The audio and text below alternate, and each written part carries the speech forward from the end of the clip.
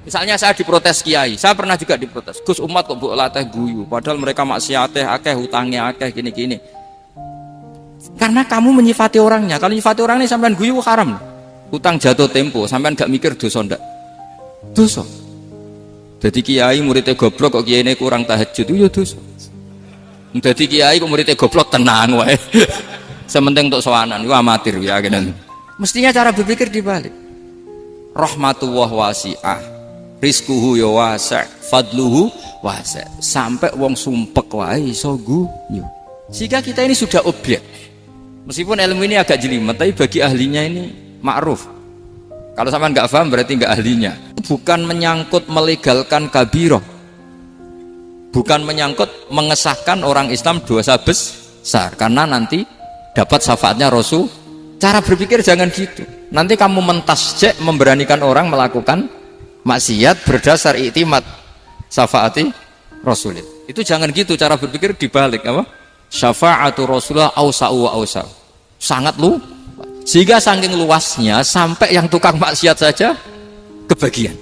Sama rahmatnya Allah Ta'ala itu wasi'ah, rizkinya Allah ya wasi', sampai wong nganggur ya iso mangan. Nah begitu juga rahmatnya Allah Ta'ala itu wasi'ah, sampai wong sing sumpek utange akeh ya iso guyu.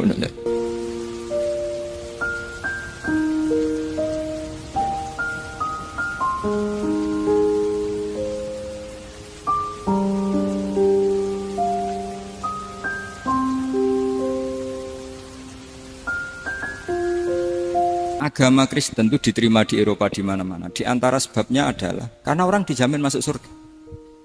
Orang mau kayak apa faseknya tetap kalau mati bersama. Kita enggak. Sudah kiai, sudah mulang terus masih didoain. Semoga amal baiknya diterima, amal buruknya masih ngeper apa? Dan itu santri saya nanti kalau ziarah saya dengan ya Allah ampuni Gus Bah ampuni. Itu kan ngenyek orang itu maksudnya. Maksudnya bukan, makanya saya pernah ketemu orang yang berfaham Wahabi. Dia nuduh kalau orang doa ke mayit itu minta sama mayit. Saya bilang, saya saja yang jadi mayitnya enggak siap. Kok bisa? Doanya itu doa ngeper. Masa sama gurunya bilang gini, Allahumma ingkana muhsinan fazid fi ihsani wa ingkana musian. Masa gurunya ditaklek? Jadi dia tidak yakin betul kalau gurunya muhsin. Masih ditaklek, jika guru saya baik maka gini ya Allah, jika guru saya buruk maka gini. Loh saya tuh gak pernah doain Mbah Mun gitu, tak anggap gak sopan. Jadi kalau saya berdoa ya Allah jenengan idzihi apa ya, jenengan balas lah, idzihi anna anil muslimina khairan kasira wa antal ghafurur rahim wa anta gitu. Saya gak tega ini wa ingkana musiana. Jadi kayak ada sopan ya. Loh kalau aku yang mati sapi lagi. Tak balik malah. Ingkana musian. Malah ada terusannya bahwa kadalik. Jadi makanya mereka kan sering pakai dalil. Andai kan tradisi itu benar, maka yang paling pertama melakukan itu sahabat. Selalu mereka berargumentasi kalau itu tradisi yang benar, maka pertama yang melakukan itu sahabat. Ya gak mungkin sahabat masa bilang ke Nabi ingkana. Bisa kafir berat kan? Masa kesolehannya? Loh andai kan Syekh Abdul Qadir wafat di mana ini ngomongin? Beduk. Saya tidak akan berdoa seperti itu. Oh bisa marah Syekh Abdul Qadir Jailani. Masa kesalahan beliau di ingkana musinan sama ingkana musinan. Jadi orang tuh harus mikir. Jadi saya dengan bukan berarti Gus Bah bid'ah menciptakan doa baru. Ini bukan urusan menciptakan. Orang yang punya sopan spontan seperti itu. Ini bukan urusan modifikasi doa Anda. Makanya kenapa para nabi itu tidak disolati dengan cara seperti itu. Langsung assalamualaikum ya Rasulullah, assalamualaikum ya Abu Bakrin, assalamualaikum ya Umar. Enggak mungkin kita mengatakan ya Abu Bakrin, ya Allah ingkana. Masa Abu Bakar diingkana? Kalau dia bukan kalau beliau ashabu Rasulillah pasti orang Sayyid itu dzurriyyatu Rasulillah pasti al-tahirin al-mutahhari. Guru-guru kita ini guru-guru kita. Jadi tolong doa itu. Nah, kalau terpaksa doa Wa in kana musian, anggap saja hafalnya hanya itu, tapi jangan dijiwai, apa? Jangan apa? Dijiwai. Kalau ditanya, "Lho Gus, ini orang soleh kok doanya wa in kana musian?" Itu kan guru jenengan, apalku ikut tok. Tapi ora usah dimaknani, apa? Karena sekali dimaknani nanti kan. Jadi ini urusan etika, urusan rasa. Saya teruskan ya, karena jadi saya mohon sekali, apa-apa itu ada aturannya. Ada aturannya. Ya tentu kita ikut masal saja. Semua selain Nabi, selain para wali, kita nggak apa-apa. Doa wa in kana musinan, wa in kana musian. Tapi di hati kita sebetulnya ketika mengatakan in kana musian itu, coro Jawa hanya rapalan. Rapalan itu ya sudah ngomong saja. Tapi nggak usah apa? Nggak usah dijiwai. Ya. Yang dijiwai kita adalah sifat ghafurnya Allah. Bukan status mayitnya, tapi sifat ghafurnya Allah. Karena kata musik itu kan nggak nyaman. Makanya Nabi itu hebatnya Nabi, ya tentu karena bentukan Allah Subhanahu wa taala. Adabani Rabbi fa ahsana ta'dibi. Itu kalau nyifati tentang keburukan orang mukmin itu diikutkan sifat ghafurnya Allah. Jadi misalnya gini, kalimatnya, liyukaffirallahu anhum aswa'al ladzi amilu. Atau sebagian ayat misalnya wa yukaffiru anhum sayyi'atihim. Jadi sebetulnya kalau terpaksa mengatakan orang itu buruk, itu sebenarnya dari Allah dulu kita mengatakan Allah itu zat saking baiknya itu mengampuni salahnya seseorang. Jadi nyifati Allah dulu, Allah saking baiknya itu mengampuni salahnya orang-orang baik. Karena orang-orang baik juga manusia, Ustadz juga. Tapi lebih ke nyifati ke Allahnya. Kalau kita kan enggak, lebih tertarik nyifati mayitnya. Sehingga kita di hati itu mayit kira tak jalan sepuro tuntas kayak gitu. Jadi, kalau di Quran tidak seperti itu. Jadi kita lebih mensifati Allah itu Ghafur, Afuwun Karim. Makanya seperti doa-doa kita kalau Ramadan begini, Allahumma innaka afuwun karim tuhibbul afwa, baru bakas fa'fu. Jadi ada aturannya. Meskipun ilmu ini agak jelimet, tapi bagi ahlinya ini ma'ruf. Kalau sampean nggak paham berarti nggak ahlinya. Jadi ilmu ini agak jelimet, tapi ma'ruf. Nah, sehingga Rasulullah kalau kita meyakini syafaat Rasulullah SAW, itu cara berpikir harus kita balik. Misalnya begini, wong Islam nakale ngono, penggaweane maksiat kok disyafaati Kanjeng Nabi kurang penggawean. Caranya berpikir jangan gitu. Kalau gitu kayak mari mangkal, wong nakale ngono kok untuk syafaati Kanjeng. Tapi cara berpikir gini, syafaatu Rasulillah itu wasi'ah, luas sekali.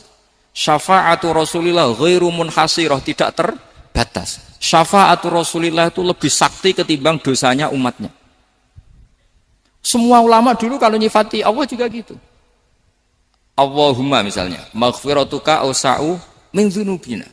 Ya, yang misalnya yang pakai mutakalim ya Allahumma maghfiratuka awsa'u min dzunubi wa rahmatuka arja inti min amali.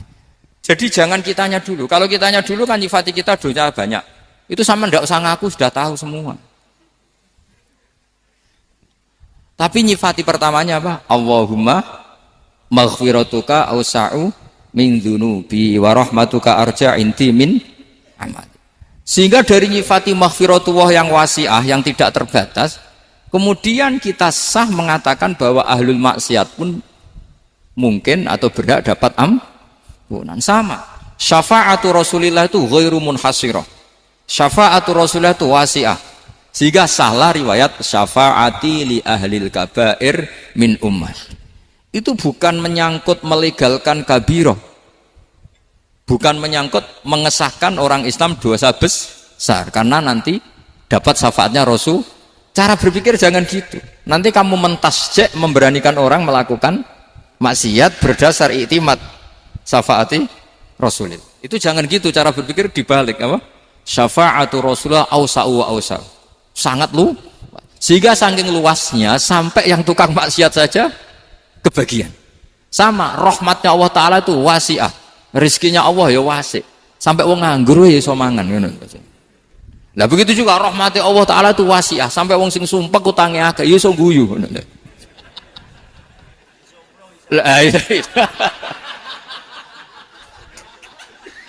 Tapi kalau dibalik, misalnya saya diprotes kiai, saya pernah juga diprotes. Gus, umat kok mbok latih guyu, padahal mereka maksiate akeh, hutangnya akeh, gini-gini. Karena kamu menyifati orangnya. Kalau menyifati orangnya sampean guyu haram. Hutang jatuh tempo, sampean gak mikir dosa ndak. Dosa. Jadi kiai muridnya goblok kok kiai ini kurang tahajud itu ya dosa. Jadi kiai kok muridnya goblok tenang wae. Sementing untuk sowanan, itu amatir ya kenan. Mestinya cara berpikir dibalik.